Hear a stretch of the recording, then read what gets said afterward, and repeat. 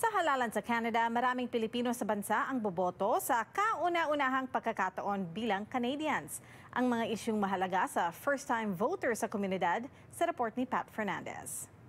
Nakausap ng Omni News kamakailan ang ilan sa mga first-time voters sa New Brunswick. Iba-iba man ang naging pathway nila to citizenship, nais nilang maimpluwensyahan ang hinaharap ng Canada sa pagboto. Na-experience ko yung malaking pagbabago since nung dumating kami up until today. Siguro ang gusto kong makitang pagbabago from the new government is unang-una improvement ng healthcare. Dating foreign workers sa ilalim ng Atlantic Immigration Program o AIPP, si Von Escueta. Bukod sa panawagang pagtulong sa susunod na federal government sa healthcare, sana rin daw matutukan ng kung sino mang mahahalal ang mga issue sa immigration system ng Canada. Sana maging mas mabilis yung processing time kasi ang tagal ng turnaround ng mga responses.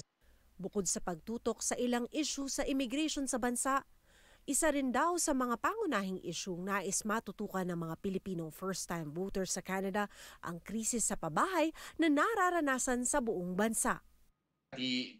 Yung housing cost, 'di ba? Dahil yung sa influx ng immigration tumaas masyado.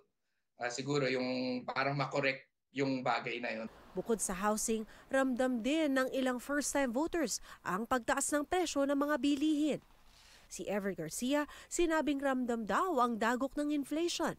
Anya, kapansin-pansin ang pagkakaiba sa presyo ng bilihin ngayon kumpara noong pagdating niya sa Canada noong 2019. 100 Canadian dollars in 2019. Pag bibili ka sa local meat market dito, parang kain na ng 3 weeks or isang buwan para sa aming family of 5. Ngayon, yung $100 ata na yun, parang pang 1 week na lang ata eh.